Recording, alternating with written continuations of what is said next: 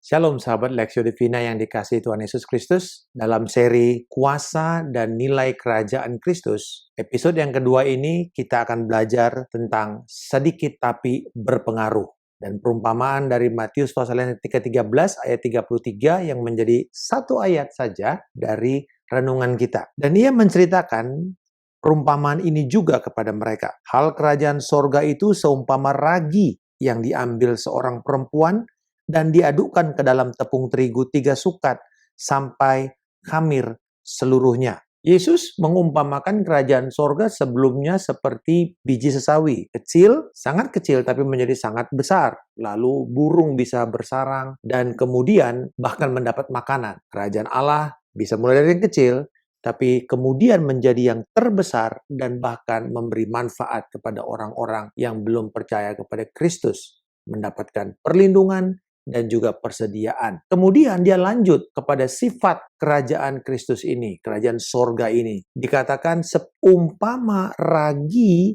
yang dimasukkan ke dalam adonan. Adonan 3 sukat itu bicara satu kebutuhan rumah tangga. Karena orang Israel tidak beli roti. Mereka biasanya bikin roti sendiri untuk kebutuhan rumah tangga mereka setiap hari. Jadi rotinya segar. Per satu rumah itu umumnya sekitar 10 orang. Ya, oikos itu 10 orang ke 12 orang. Dan ini makanan pagi, siang, sampai malam. Untuk itu 3 sukat itu cukup banyak. Dan dikatakan raginya sedikit dan kemudian mempengaruhi adonan yang begitu besar. Apa pelajaran tentang kerajaan sorga di sini? Bahwa pertama, kerajaan sorga itu sedikit tapi memberi pengaruh terhadap jumlah yang besar. Yang kedua, ragi ini memberi pengaruh yang positif karena dia memberi pengembangan. Jadi dia dikembangin, adonannya jadi besar, dan kemudian roti itu yang harusnya hambar menjadi manis, menjadi nikmat. Bukan cuma empuk, besar, tapi juga manis. Jadi bisa dinikmati. Dan yang ketiga, bahwa ragi ini untuk bisa memberi pengaruh, dia mesti dimasukkan, dia mesti diinjek, dia mesti diadon, masuk ke dalam adonan. Dan itu kemudian dia dicampur bersama-sama. Baru kemudian dia dipanaskan atau dipanggang dan menghasilkan pekerjaan yang besar. Nah di sini kita bisa melihat apa maksud perumpamaan ini. Kerajaan Allah itu adalah raginya yang kecil tadi, yang sedikit. Tetapi adonan itu adalah dunia sekarang ini. Dunia yang penuh dengan kejahatan, dosa karena kejatuhan, imoralitas. Sehingga ketika kita hadir, kehadiran kita itu seperti ragi. Pertama, jangan takut seberapa besar pun sepertinya tantangan yang ada dan kita ini sedikit, kita ini minoritas. Karena kita punya potensi untuk memberi pengaruh kepada dunia yang besar dan banyak ini. Karena Kristus adalah Tuhan dan Dia penguasa, saya percaya bahwa ketika orang percaya yang sudah ditebus masuk ke dunia ini, diutus, maka mereka akan memberi pengaruh. Kalau kita melihat pengaruhnya itu bukan cuma pengaruh yang kecil, tapi pengaruh yang sampai besar, yaitu apa? Pemerintahan bisa dirubah, cara konstitusi sebuah negara berubah, hukum-hukum berubah, pendidikan berubah, kesehatan berubah, cara orang memperlakukan atau kesejahteraan sosial berubah. Kita belajar negara-negara yang dipengaruhi oleh Injil, seperti Eropa, Amerika, beberapa negara-negara yang berada dalam kolonial mereka tanpa sadar membawa Injil itu juga memberi pengaruh kepada cara berpikir orang-orang yang dijajah. Sehingga kemudian tanpa sadar, walaupun mereka belum menerima Injil, tapi mereka menerima pengaruh Injil. Seperti contoh panti asuhan, rumah jompo, kesehatan, pendidikan, hukum yang berkeadilan. Ini semua adalah dasar dari firman Allah. Belas kasihan, kepedulian sosial. Itu semua firman Tuhan. Mari kita melihat bahwa pengaruh ini begitu besar dan memberikan dampak bukan cuma besar tapi juga positif.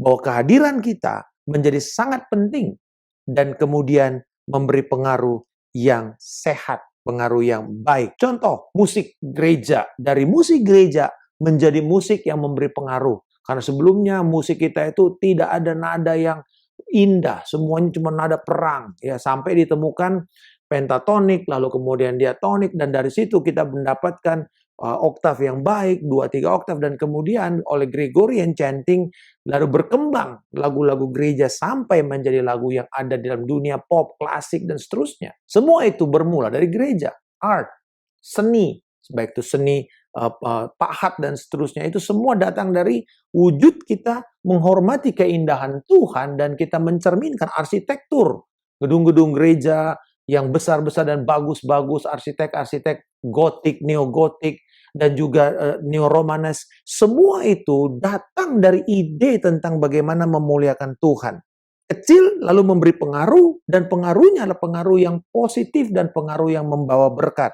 Dan yang terakhir dikatakan bahwa ini harus diinjek, harus masuk. Dengan kata lain, bahwa harus dimulai dari dalam. Jadi bukan, tidak perlu kita sepertinya harus menjadi presiden dulu untuk kita bisa mengubah. Atau kita mesti pakai senjata, kekuatan, partai, enggak, bukan. Hanya mulai dari kelompok kecil, dari satu orang, ke satu rumah, ke satu tetangga, ke satu sahabat, dan kemudian bertumbuh dan bertumbuh dan bertumbuh. Pengalaman di mana waktu saya mulai merintis gereja, dari mulai satu orang. Lalu saya berdoa selama 6 bulan, datang satu orang lagi. Dan kemudian bertumbuh menjadi kelompok kecil, dan kelompok pemuritan ini bertumbuh terus, dan akhirnya sekarang jadi gereja. Dan bahkan mengutus. Sederhana sekali. Selalu dimulai dari yang kecil, tetapi karena Kristus tinggal di dalam kita, sebagaimana anak Allah yang inkarnasi, diinjek ke dalam dunia yang berdosa ini, dan kehadiran Dia membawa perubahan, baik itu perubahan peradaban manusia sampai sekarang, tapi juga kepada mereka yang percaya kepada Kristus, mereka beroleh keselamatan kekal. Dan hari ini ada kabar baik kepada kita semua, walaupun sedikit, tetapi kita bisa memberi pengaruh, dan pengaruh yang positif, pengaruh yang baik, pengaruh yang sehat. Dan yang kedua, bahwa itu semua dimulai dari dalam. Kekristenan tidaklah sesuatu yang hanya kita kerjakan dengan pikiran, tapi juga kita harus bekerja dalam kehidupan kita. Ketika hidup kita berubah, orang melihat hidup kita yang berubah. Orang melihat keuangan kita berubah. Orang melihat rumah tangga kita berubah, relasi kita berubah, cara kita memperlakukan orang berubah, cara kita memperlakukan tubuh kita berubah, cara kita mendidik anak-anak kita berubah, cara kita memperlakukan bawahan kita berubah. Pada waktu itu orang mulai mengatakan, apa yang membuat engkau berubah? Dan kemudian kita bisa memberitakan tentang kasih Kristus kepada mereka, tentang kuasa perubahan daripada Kristus. Saya percaya bahwa pada waktu setiap kita mengerti panggilan ini, sekalipun kita mulai dari yang kecil, sedikit, kelihatannya tidak besar, tidak berpengaruh. Tetapi karena Kristus yang tinggal dalam kita ini adalah kuasa yang besar, seberapapun besarnya tantangan itu, Tuhan akan memberikan kepada kita kemampuan untuk membawa perubahan. Karena perubahan itu bukan datang dari luar, tapi dari dalam keluar. Inside out transformation. Dan ketika kita dirubah, maka orang sekitar kita, keadaan kita berubah. Jangan minta keadaan berubah, tapi mintalah saya berubah. Maka kita akan mulai melihat pelan-pelan keadaan berubah. Perspektif kita berubah. Pengharapan kita berubah. Lalu kemudian kita akan bertindak untuk perubahan itu. Bapa di surga, kami bersyukur bahwa Engkau mengajarkan kepada kami, bukan harus dengan kekuasaan yang besar, jabatan, posisi, untuk kami bisa membuat sebuah perubahan. Kalau hari ini kami dipercayakan jabatan, pengaruh yang baik, dan kepemimpinan, posisi yang besar, aku berdoa bahwa itu semua akan kami terima sebagai mandat ilahi untuk membawa berita Injil dan membawa perubahan dan mengimplementasikan perubahan yang baik dari nilai-nilai kerajaan sorga kepada orang yang kami pimpin.